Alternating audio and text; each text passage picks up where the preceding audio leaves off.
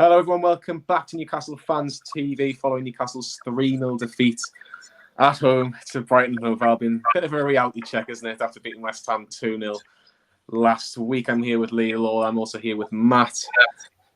Good afternoon to both of you gents, but not the best news ever be talking about a 3-0 defeat. But Lee, I'll let you start with Karl Darlow.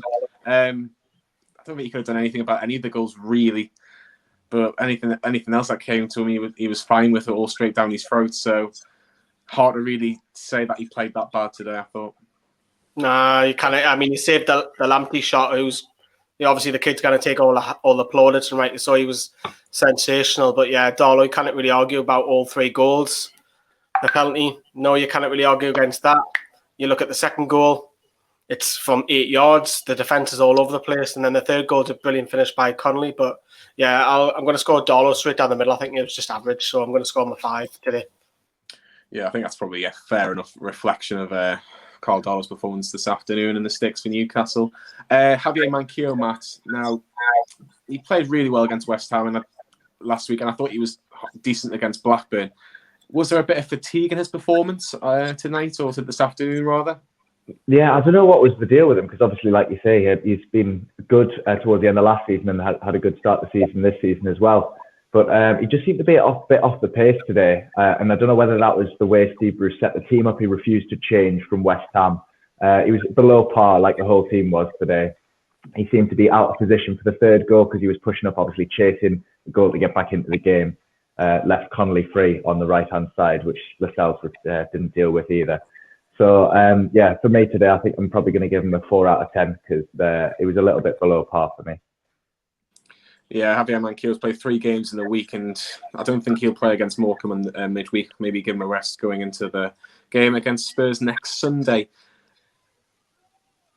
Federico Fernandez is next up. I don't think I can go any higher than maybe a 4 again, and I'm probably being a bit generous.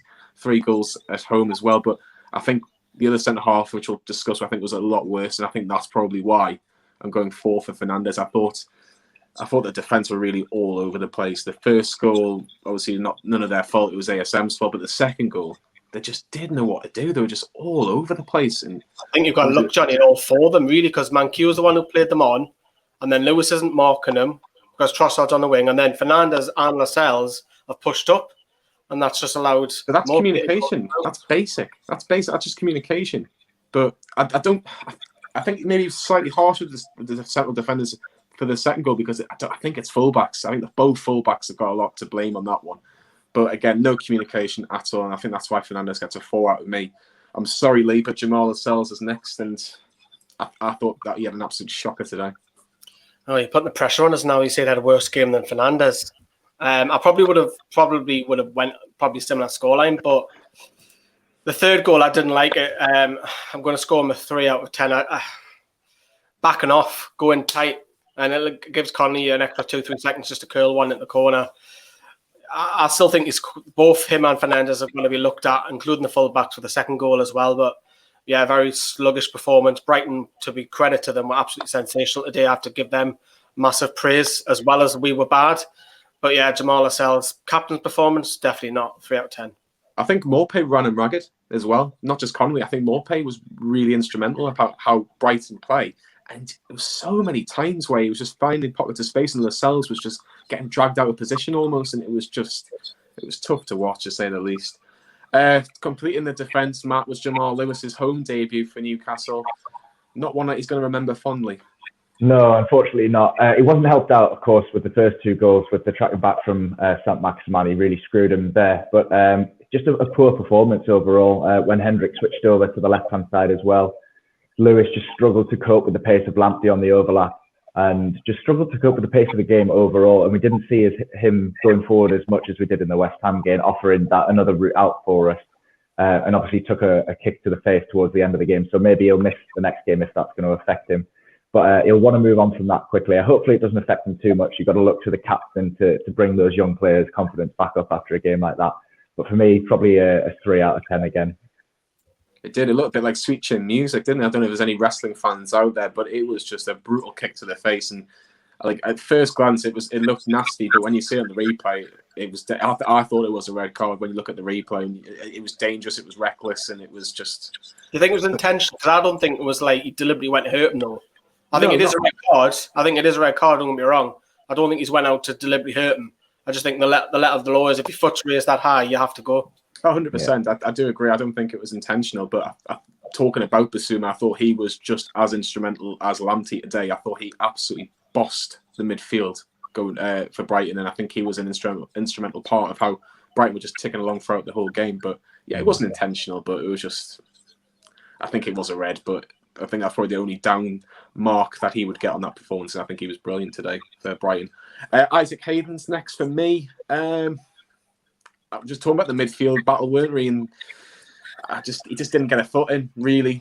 A couple of late challenges. He had given away a couple of free kicks. I'll go 4 out of 10 for Isaac Hayden. Not one of his best games, but I thought he was severely outnumbered, especially in the first half, him and Shelvey. But just didn't have he didn't have like a comfort blanket next to him. He just didn't have that security around him when Brighton were attacking, and just left themselves so outnumbered most of the time, which was just tough to take. But 4 out of 10 for Isaac Hayden. Next to him was Jonjo Shelvey Lee. I thought his set pieces were absolutely horrific today, but I don't think he was the worst player on the pitch for Newcastle this afternoon. I'm going to score him slightly higher than Hayden because I think second half we were a lot more better when Almiron came on. I mean, we had to get better, didn't we? We couldn't get any worse.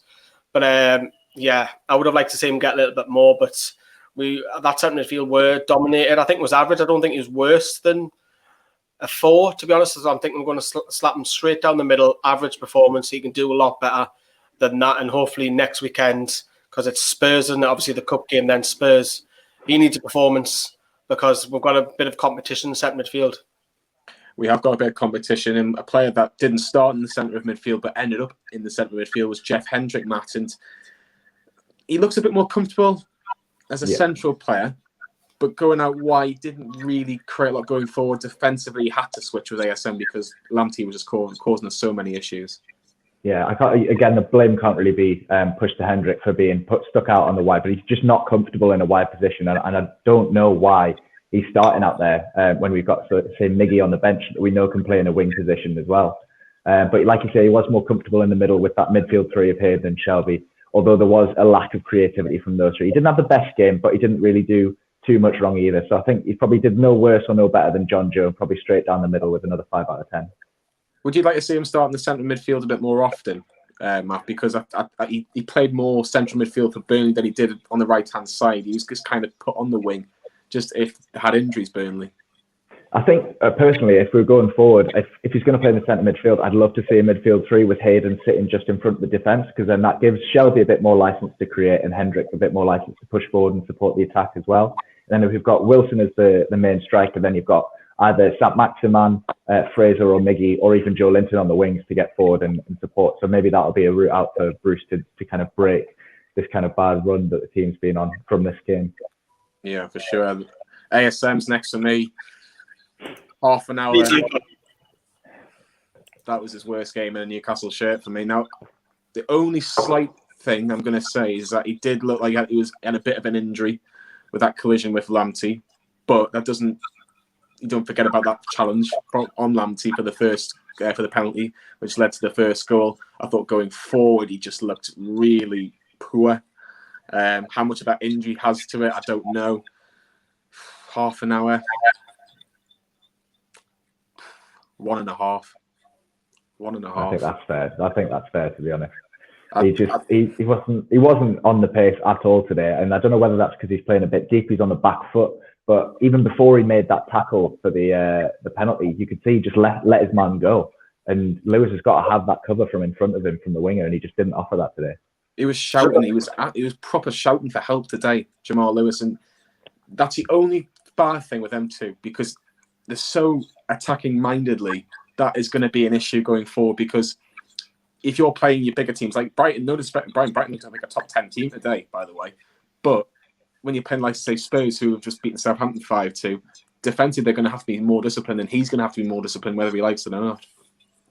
Yeah, defensively, I think if you're playing one of the big 6, I think you might have Paul Dummett instead of Jamal Lewis if he plays Allan Saint-Maximin in front of him. But if Allan Saint-Maximin starts, if Dummett starts, you could risk playing Allan Saint-Maximin because Dummett's very defensive. But if it's Lewis who plays at left back, nah. That relationship going forward at West Ham, it was brilliant, especially the first half. But defensively, ESM was all over the place. He cost with the first goal.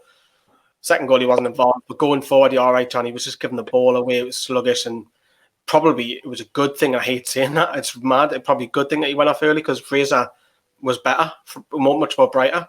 He was. But again, you just hope on his day, because if, say, he has got a bit of an injury, hopefully he's not out for too long, because that'll be a rare low score for Allan Saint-Maximin, because he was one of our better players after lockdown, and he can still be one of our better players this season because he had a good game against West Ham, but a very rare bad outing at St James's Park for Allan Saint-Maximin, it has to be said. Moving on to the forward men, we'll start with Callum Wilson, a massive chance at 2-0 Lee. Matt Ryan didn't have any shots really to deal with, but that was a chance he was never getting to if Wilson had it on target, that header. I feel a little bit for Wilson. Yes, he should have scored it. And with Joelinton would have been absolutely hammered. We hammered Dwight Gale in the cup game against Man City when he missed that goal chance. Callum Wilson's free. He should be scoring that for his quality. Joelinton, we expect him to miss it. Just, unfortunately, it's just the way Joelinton is. But yeah, Callum Wilson, I think he was brighter than Carroll. Whoever gets Carroll next, you've got to score him lower than Wilson because Carroll didn't have a knout at all. Carroll was the ghost. But Wilson was a little bit... Way, there you go. No, it's not that way. It's that way. It is. Remember when you got on reverse camera. I think the lack of service didn't help him. I think if you had a lot more service, then yes. But you had that one chance, and Callum Wilson has to score that one chance, and then it's 2-1. It might be a different game. We might go and get an equaliser. But yeah, it was disappointing. Didn't see enough of him, but he was much more brighter than Carroll. Yeah, well, Andy Carroll played an instrumental part, Matt, didn't he, last week against West Ham, and really helped Callum Wilson going forward. But today, I thought he was invisible. I really do. He was, He just looked so anonymous and on the football pitch this afternoon. I mean, you come up against Brighton, three of the tallest or three of the best centre-backs in the league as a unit, and you're going to put this 30-year-old lad up there whose only strength is kind of bringing the ball down on his chest or on his head and looking for players to run off him, and Brighton just suffocated him. They had 2 or 3 players around him at all times, and he just didn't know a way out of that. And you could tell he was getting frustrated before he got taken off. But like you say, he didn't offer as much as Wilson did, so got to go slightly lower with a 2 out of 10.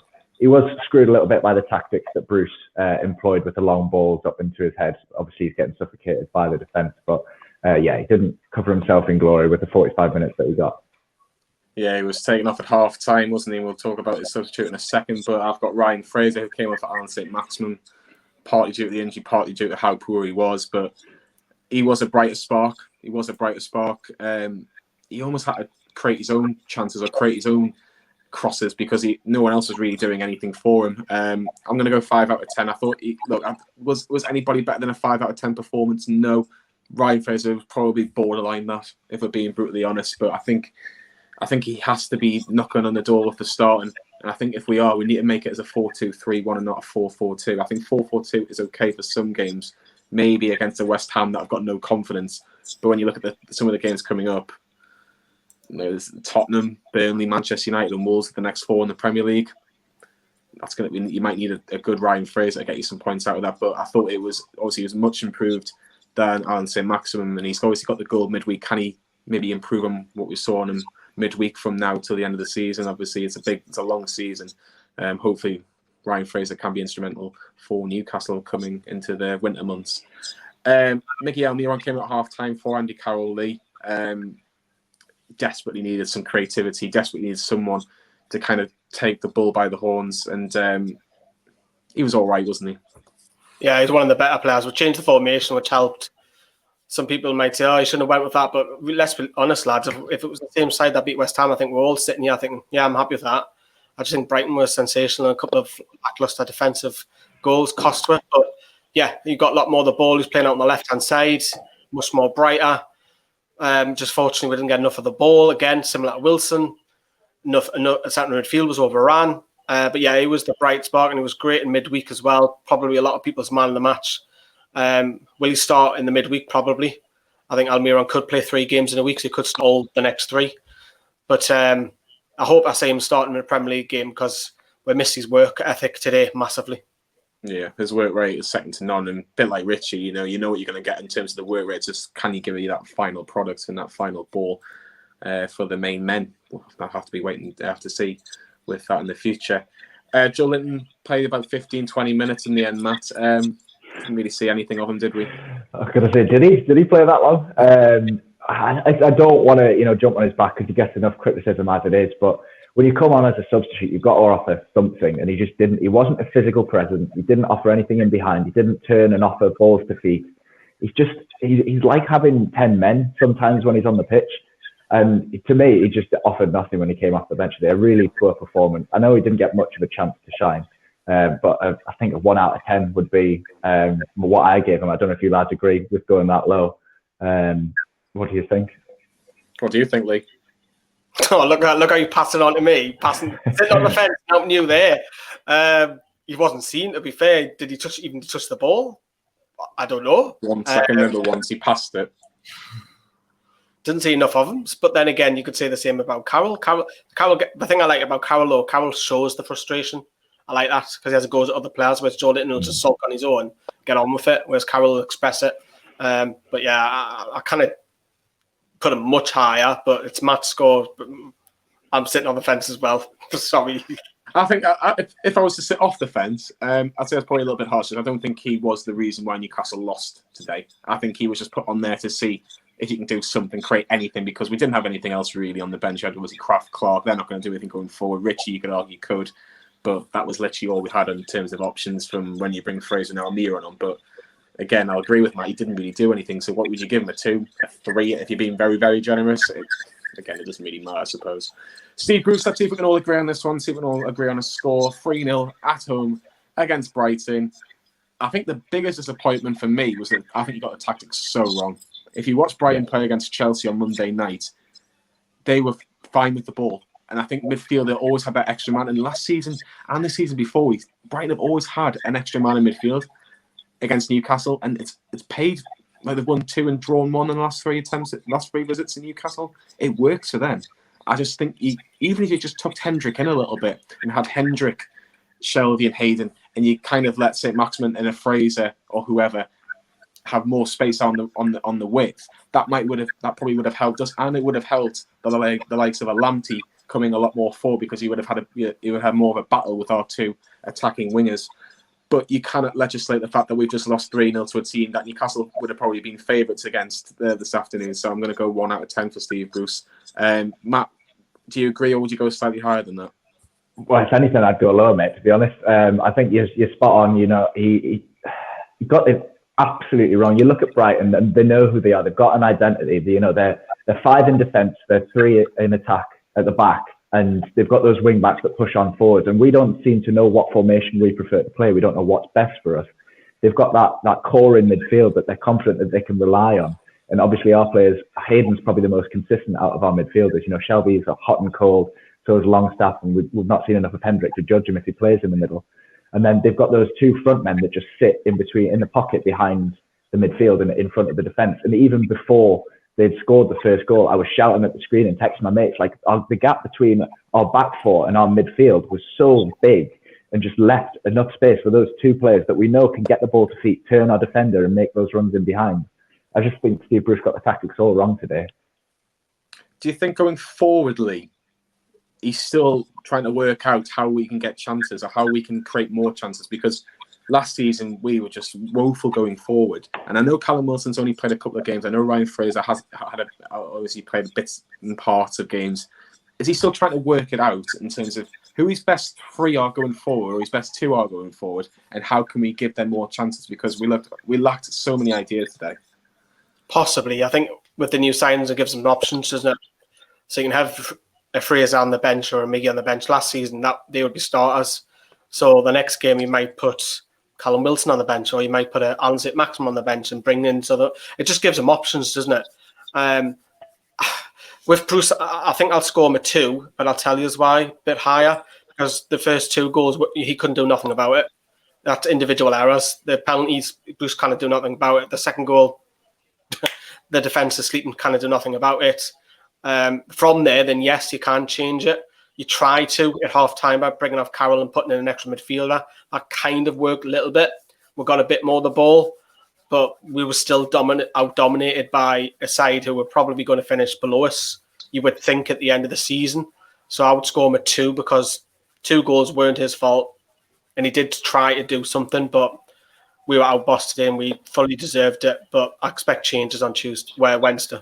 Yeah, of course. Matt, I'll give you the deciding vote. I've gone 1. Lee's gone 2. Where would you stick your neck on? Can we sit in the middle with a 1.5? We'll go 1.5. We'll go 1.5 for Steve Bruce in that woeful performance for Newcastle after that 3-0 defeat against Graham Potter's Brighton. Puts Newcastle in the bottom half now, which I've just seen before, which shows like, top 4 before, now bottom half, back normal. But yeah, get all the reaction with Newcastle Fans TV throughout the night. We've got obviously the score and the players which you've seen. They've got the group reaction as well later on, and then we've got the last word with Lee later on this evening, which I think it's going to be a tough watch, but it'll be a very interesting watch to say the least. And then we're back this week with Morecambe on Wednesday. All the reaction and the previews will be for the Morecambe game and the Spurs game next Sunday as well. So it's going to be a busy week, but hopefully a better week by the end of things next Sunday. But my thanks to Matt, my thanks to Lee, and I'll see you all very, very soon.